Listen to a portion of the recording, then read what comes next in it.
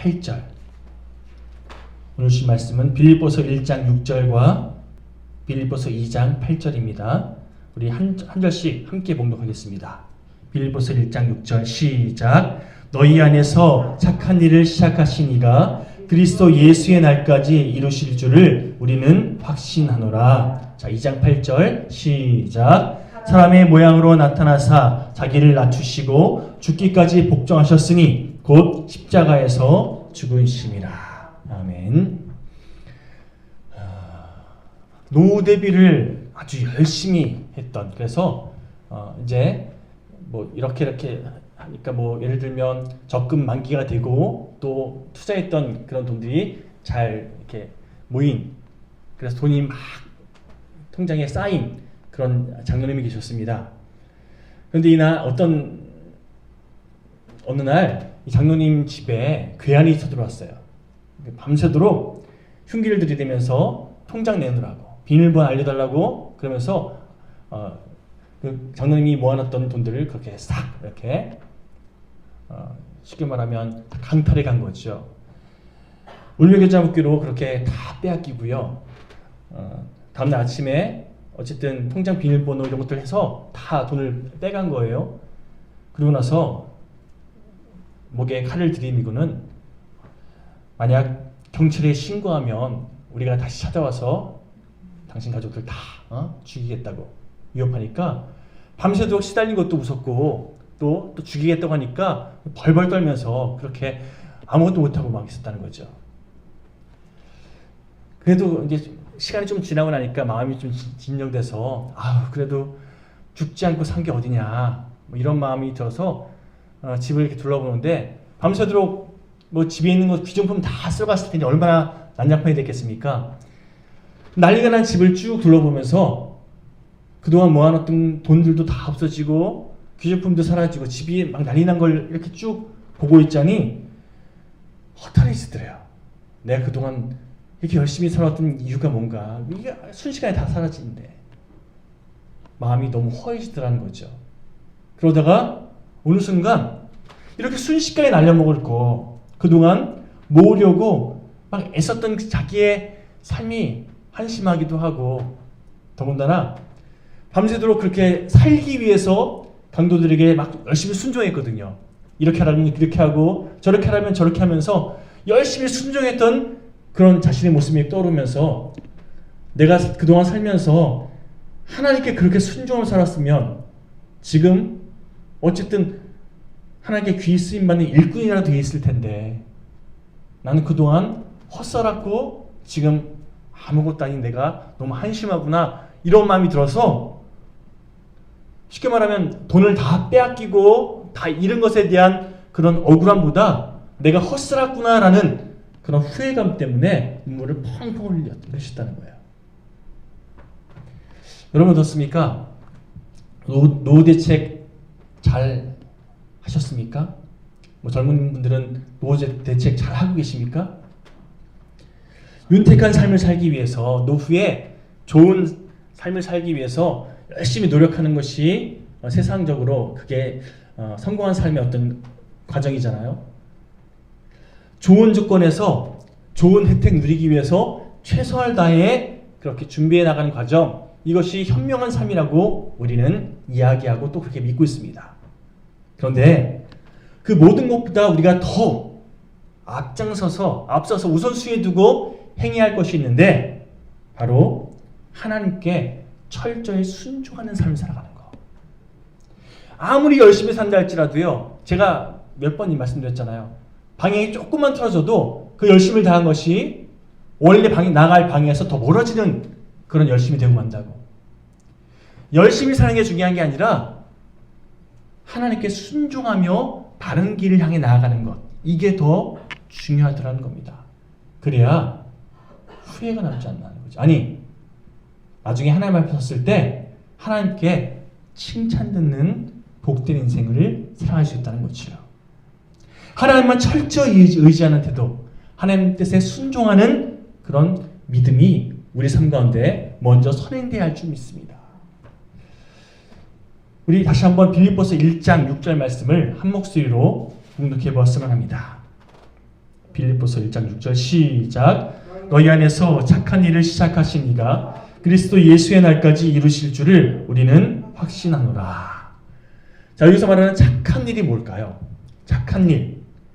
세상적인 기준으로 말하는 착한 일은요, 선한 사람들이 행하는 어떤 윤리적인 혹은 도덕적인 선한 행동, 이걸 착한 일이라고 얘기합니다. 그렇죠? 다른 사람에게 도움을 주고 유익을 주는 그런 행동들, 그런 마음가짐들을 착한 일이라고 그래요. 그런데 성경에서 말하는, 오늘 본문에서 이야기하는 하나님께서 너희 안에 시작하신 착한 일, 이 착한 일의 의미가 뭘까요? 예수 그리스도께서 우리 안에 시작하신 그 착한 일을 도대체 무엇을 의미할까요? 너희 안에 착한 일을 시작하셨다, 이 의미는요, 예수님께서 이 땅에 오셔서 나를 위해 또 여러분들을 위해서 죽으심으로 우리를 새롭게 다시금 하나님의 백성으로 회복시켜 주신, 그래서 그 이후로 우리가 온전한 하나님의 백성답게 예수 그리스도의 분량까지 그렇게 성장할 수 있도록 장성한 분량에 이르기까지 그렇게 가다듬어 가시는 모든 과정들, 이걸 착한 일이라고 묘사하고 있습니다. 다시 말해서 우리를 구원하시는 전 과정을 착한 일이라고 정의하고 있다는 거예요. 여러분, 십자가 보혈로 우리를 구원하신 주님, 그 주님께서 계속해서 우리가 구원받은 백성답게 구원을 향해 계속 나아갈 수 있도록 돕는 이 모든 과정이 착한 일이라는 거예요. 그리고 주님께서는요, 그 착한 일에 너희들도 동참하기 원하신다, 이것을 우리에게 강조하고 있다는 겁니다. 여러분, 저랑 여러분들이 잘 아는 것처럼 우리들 모두는요, 너무나 연약한 존재이고 무엇보다 우리 안에 내재되어 있는 죄성이 너무 뿌리 깊어요. 그래서 조금만 하나님을 의식하지 않고 조금만 하나님을 바라보지 않으면요, 금방 죄된 선택을 해요. 금방 죄 안에 거하는 그런 연약한 죄된 본성이 우리를 주도합니다. 그렇기 때문에 더 주님을 바라봐야 되고요, 더 십자가를 의지해야, 그래야 우리가 구원받은 하나님의 백성다운 모습으로 살아갈 수 있더라는 거예요. 우리 시선이 조금만 하나님에서 벗어나면요, 금방 죄를 지어요. 금방 죄된 선택을 하더라는 겁니다.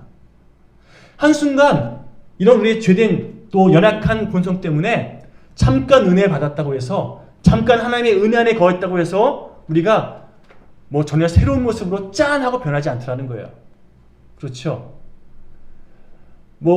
부흥회 같은 데서 큰 은혜 받고 잠깐 변하신 것 같은데, 뭔가 그 은혜가 그 삶 가운데 거한 것 같은데 금방 또 그 은혜가 식어버리는 그런 분들 우리 너무나 많이 봤잖아요. 성경 어느 곳을 찾아봐도 한 사람이 하나님을 경험한 다음에 혹은 성령님을 충만하게 경험한 다음에 인생이 확 바뀐 사람 한 사람도 없습니다. 그럼 예를 들어서 우리가 오해하고 착각하는 게 뭐냐면요, 다메섹 두상, 다시 말하면 다메섹으로 이렇게 예수 믿는 사람들을 잡아 죽이기 위해서 쫓아가던 사도 바울이 그곳에서 가는 길에 예수님을 만나잖아요. 그렇게 예수님을, 빛으로 역사하시는 예수님을 만난 바울이 그 이후로 성인구자처럼 우리가 아는 사도 바울의 그런 풍요로운 모습으로 확 변했다라고 오해하시는 분들이 많습니다.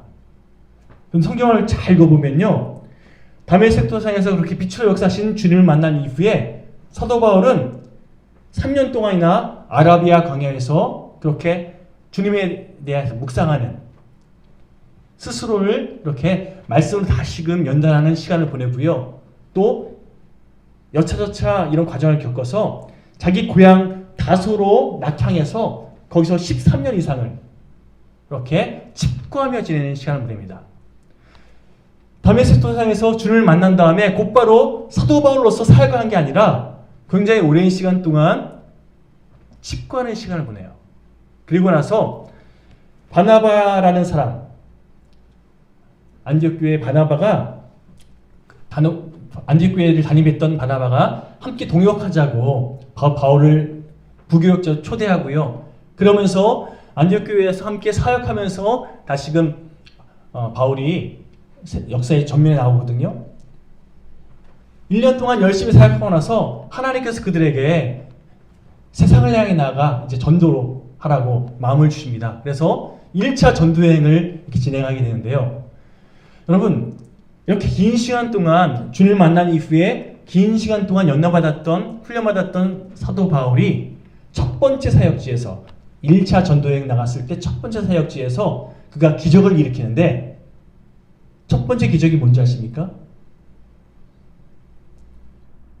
사역하는데 계속 방해하는 어떤 사람이 있었습니다. 그 사람을 저주해서 눈이 멀게 해요. 자, 우리 한번 찾아볼까요? 사도행전 13장 10절에서 11절. 사도행전 13장 10절에서 11절. 자, 한 목소리를 봉독해 보겠습니다. 시작.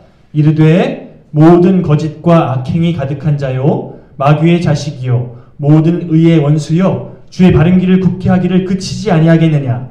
보라, 이제 주의 손이 내 위에 있으니 내가 맹인이 되어 얼마 동안 해를 보지 못하리라 하니 즉시 안개와 어둠이 그를 덮어 인도할 사람을 두루 구하는지라. 복음을 전하는 이 사역을 감당하는데 계속해서 구브로 지역에 그 지역에서 총독을 도와서 이렇게 막 총독을 돕고 있던 쉽게 말하면 무당이 계속 사역을 방해하니까 참다 저주해서 눈을 멀게 해요. 결국은 이 일로 인해서 구브로지의 총독이 하나님 살아계시는구나 이걸 깨닫고 바울이 전하는 복음을 영접하는 그런 계기가 이어지긴 하는데요. 그러나 여러분, 사도 바울은 우리 흔히 아는 것처럼 예수님의 사랑을 전하는 복음의 메신저였잖아요. 주님의 위대한 일꾼으로서 나중에는요, 자기에게 돌팔매질한 사람까지도 그렇게 사랑으로 품었던, 그들 용납했던 그런 하나님의 일꾼으로 성장해 나갑니다. 그런데 그가 첫 사역지에서 행한 일이 눈을 멀게 하는 거예요. 조금 사도 바울의 어떤 사역의 흐름에 생각해 보면 조금 안 어울리는 그런 기적이거든요. 성경학자들은요, 사도 바울이 주님을 만난 다음에 눈이 멀었던 것처럼 아마도 자신의 그 경험을 빌어서 하나님의 사역을 방해했던 그 무당에게 그렇게 하나님의 기적을, 하나님의 능력을 그렇게 선포한 것이다 라고 이야기하기도 하는데요. 어쨌든 훗날 바울의 모습을 생각하면 전혀 어울리지 않는 그런 행동을 행하더라는 겁니다. 자, 또 보시면 성경에서 가장 많은 기적을 베풀었던 그런 하나님의 선지자 중에 여러분 잘 아시는 850대 1의 갈멜산 영적 전투에서 승리한 엘리야 선지자 아시죠? 그 엘리야 선지자보다 갑절의 능력을 발휘했던 선지자가 누굴까요? 엘리사. 그렇죠? 엘리사 선지자가요, 아주 대단한 그런 기적과 능력을 베풀었던, 또 훗날 사랑의 선지자라는 그런 별칭으로 불릴 정도로 하나님의 사랑을 온전히 선포했던 그런 선지자인데, 그가 승천하는 엘리야를 보고 나서 돌아오는 길에 그렇게 하나님께서 주신 능력을 처음으로 행했던 대상이 누구인지 아십니까? 자신을 놀리는 엘리사가 아마 대머리였나 봐요. 자신을 놀리는 그런 동네 아이들에게 저주해서요, 무려 42명 되는 어린아이들이 곰 아시죠? 큰 곰에 의해서 그렇게 죽임을 당하는 그런 저주를 해요. 여러분, 뿐만 아니라 또 예수 그리스도의 수지자 이름이 뭡니까? 여러분 잘 아시는 베드로. 예수님과 이 땅에 인간의 몸으로 그렇게 역사하신 성자 하나님, 그분과 3년 동안이나 그렇게 가장 가까이에서 그분의 말씀을 듣고 훈련받았던 영적 제자 베드로가요, 여러분 아시는 것처럼 가장 결정적인 순간에 예수님을 배반해요. 더군다나 심지어는 예수님을 저주까지 합니다. 그렇죠? 여러분, 이렇게 하나님을 만났고 또 주님의 사랑, 능력을 힘입었던 주님 말씀 안에 거했던 그런 사람들이 참 어떻게 보면 성품적으로 또 성향적으로 약간 좀 이건 아닌데 싶은 행동들을 성경에서 소개하고 있더라는 거예요. 연약하고 죄된 우리들은요, 미숙하게 짝이 없는 이런 행동들을 하나님의 능력 힘입어 행할 때가 있더라는 거죠. 요한복음 16장 12절을 통해서 예수님께서 이런 말씀하십니다. 제가 봉독해 드릴게요. 내가 아직도 너희에게 이를 것이 많으나 지금은 너희가 감당치 못하리라. 자, 예수님께서 너희들에게 할 말이 참 많이 있는데 너희들이 내가 말한 거 알아듣지도 못하고 이걸 감당할 능력도 아직 없다. 이렇게 말하신 내용이에요. 그런데 그 다음 구절 아주 의미심장합니다. 제가 계속 읽어드릴게요. 내가 아직도 너희에게 이를 것이 많으나 지금은 너희가 감당치 못하리라. 13절 그러나 진리의 성령이 오시면 그가 너희를 모든 진리 가운데로 인도하시리니. 너희들은 아직 이해하지도 못하고 그 능력을 발휘할 수 있는 힘도 없지만 그러나 언젠가는 그걸 감당할 수 있는 그런 하나님의 도구로 주님의 일꾼으로 이렇게 성장할 수 있도록 성령님이 너희들 계속 가다듬어 가실 거다 말씀하시는 내용이에요. 그렇습니다. 첫 사역지에서 주님의 복음을 전하는 첫 사역지 구브로라는 지역 섬에서 처음으로 행한 기적이 자기를 방해하는 이 사역을 방해하는 그런 대상을 눈멀게 했던 사도 바울은요, 여러분 성경 쭉 읽어보시면 나중에는요 자기를 해하려는 사람들도 다 품어주는, 심지어 자기를 죽이려 드는 사람들까지도 다 용납하는 사랑의 사도로 성장했습니다. 자기 데몬이라고 놀렸다고 42명의 아이들을 그렇게 곰에 의해서 죽게 만들었던 엘리사는요, 훗날 시간이 지나면서 사랑의 선지자라는 그런 별칭으로 불리게 됩니다. 뭘 의미합니까? 성숙해져 갔다는 거죠. 우리 잘 아는 찬양, 매일 조금씩 하나님께서 그렇게 가다듬어 가신다는 거예요. 그런 의미에서 저 사람 저 왜 저래? 저 사람 교회 다니면서 어떻게 그럴 수 있어? 인간 연약한 우리들 본성 때문에 그럴 수 있어요. 그러나 주님께서 계속해서 가다듬어 가신다는 거예요. 그 행하시는, 도우시는, 인도하시는 주님을 의지하면 된다는 거죠. 그 사람은 인간적으로 연약하고 부족해서 그럴 수 있다는 겁니다. 그러나 주님께서 계속해서 가다듬으시고 또 가다듬으심을 입고 주님을 의지할 때 주님의 일하심을 보게 되어 있다는 거죠. 여러분, 오늘 본문 말씀 다시 한번 주목해 보십시오. 우리 빌립보서 1장 6절 말씀 제가 다시 한번 봉독해 볼게요. 너희 안에서 착한 일을 시작하신 이가 그리스도 예수의 날까지 이루실 줄을 확신하노라.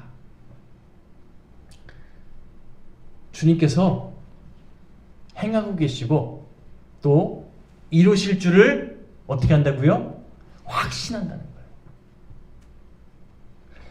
제가 사춘기 시절에 저희 가정이 참 이런저런 우여곡절이 많이 있었거든요. 저희 동생이 아프기도 하고 또 여러 가지 우환이 좀 많이 있었던 그런 사춘기를 보내서요.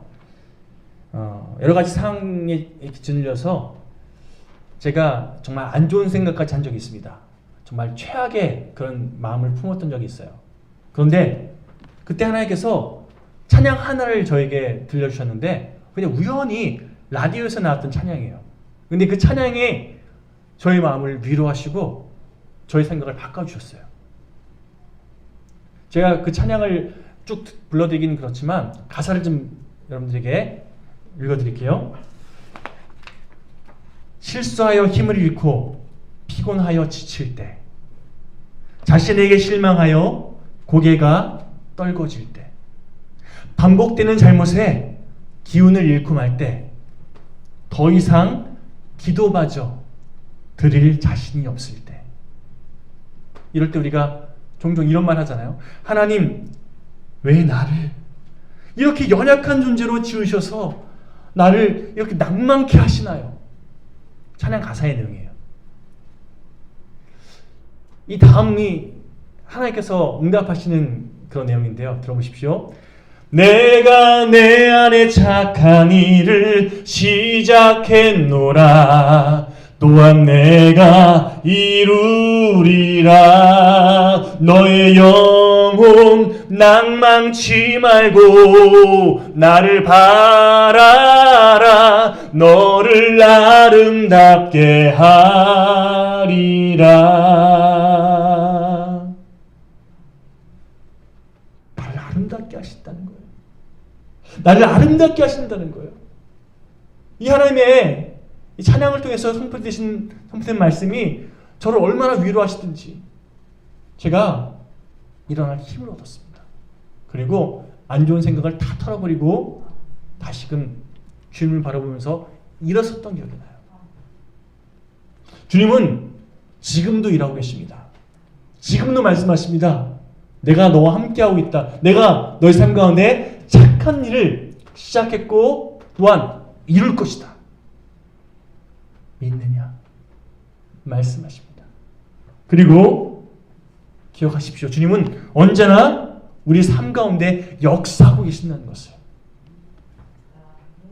그러므로 우리를 구원하시고 또 우리가 하나님의 자녀답게 구원받은 백성답게 살아갈 수 있도록 구속의 은혜, 제가 말씀드렸죠. 구속이 이렇게 막 우리를 얽어맸다 이런 뜻이 아니라고요. 구원하시고 속량하신 이 구속의 은혜, 그 우리를 구원하시고 우리의 죄를 속량해 주신 그 주님의 은혜를 우리가 정말 믿고 의지한다면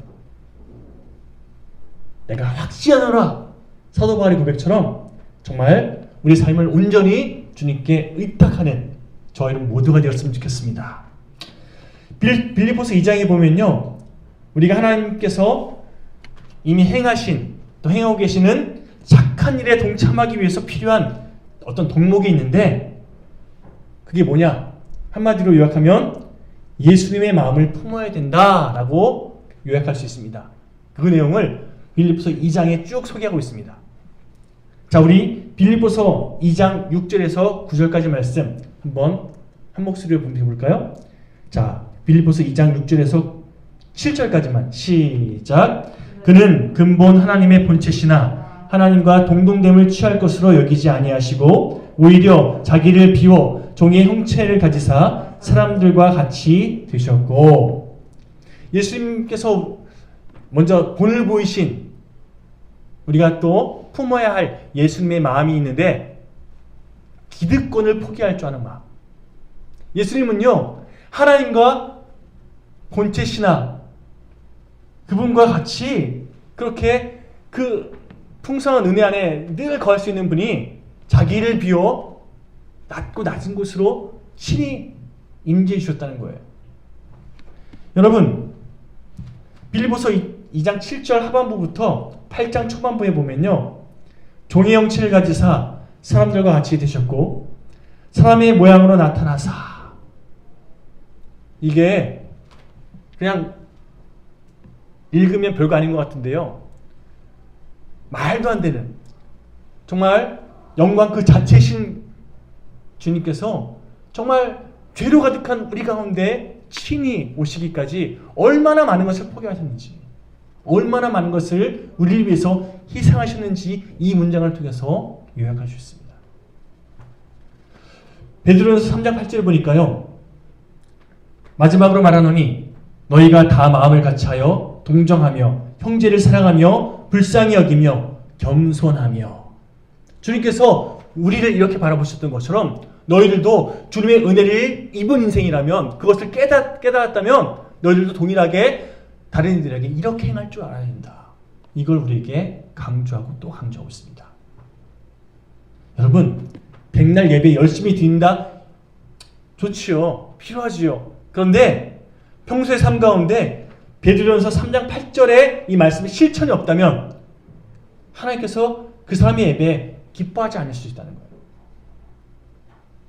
주님께서 기뻐 받으신 예배는요, 말씀의 순종, 삶으로 나타나는 인생, 삶의 예배자를 기뻐하신다는 겁니다.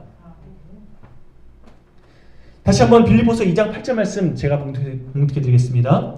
사람의 모양으로 나타나사 자기를 낮추시고 죽기까지 복종하셨으니 곧 십자가에 죽으심이라.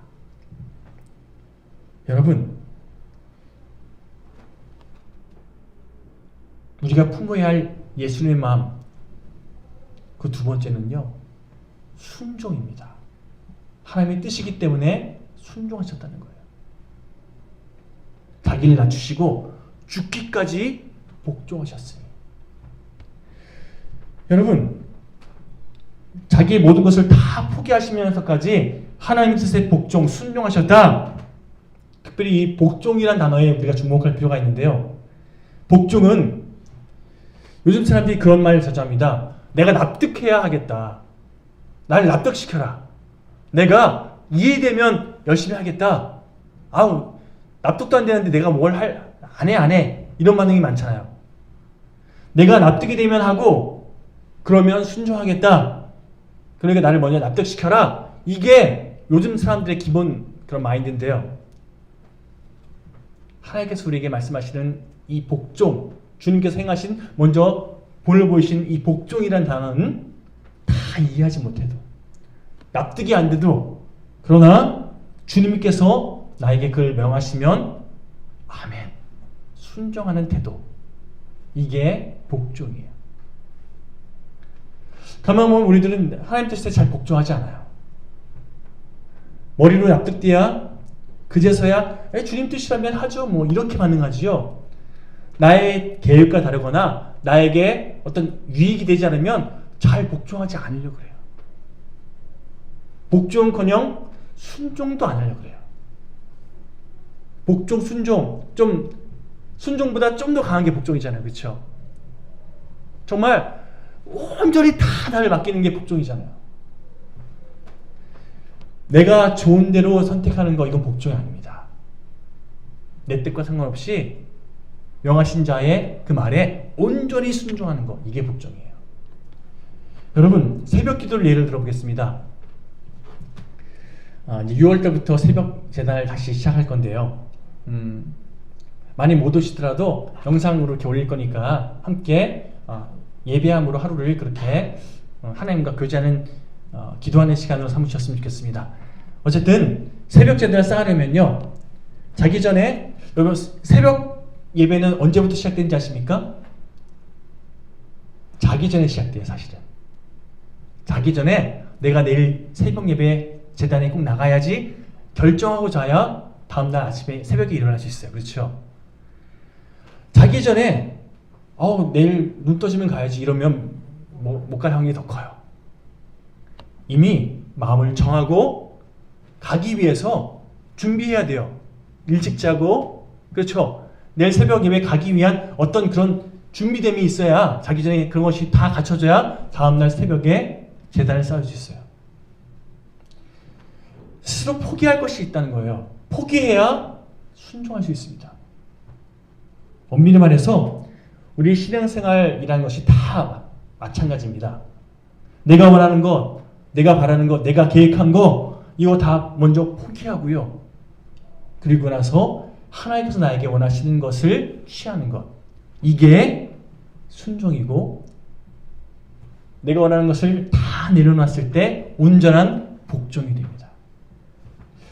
여러분, 빌립보서 2장 8절 말씀 다시 한번 목록하고 제가 말씀을 정리할 텐데요.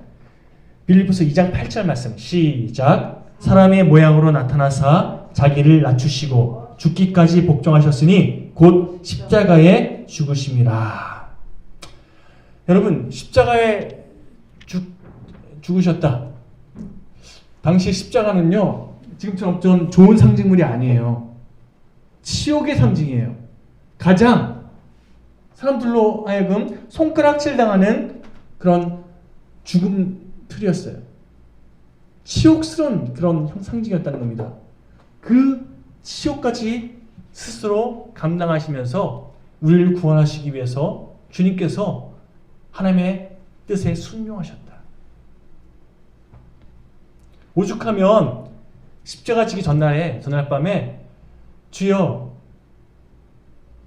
이왕이면 이 잔을 내게서 거두시옵소서 하나님 얼마나 애절하게 주님께서 기도하십니까? 그러나 자기 뜻을 계속해서 고집하지 않으시고 그 다음 기도가 뭐죠? 하지만 아버지여 당신 뜻이거든 순종하겠습니다. 결단하잖아요. 여러분 정말 우리가 주님을 믿는 그리스도인이라면 주님의 뜻대로 순종하기를 선택한 그리스도인들이라면 내 생각, 내 뜻, 내 계획 이것이 우선순위가 아니라 한마디로 나 중심적인 삶의 모습을 십자가에 내려놓고 오직 주님께서 나에게 무엇을 원하시고 무엇을 맡기고 계신지 그 뜻을 분별하면서 그 주님의 뜻에 순종할 줄 아는 그런 우리 모두가 되어야 할 줄 믿습니다. 그리고 무엇보다 우리 안에 착한 일을 시작하신 그것을 그리스도 예수 날까지 이루실 줄을 내가 믿노라 확신하노라.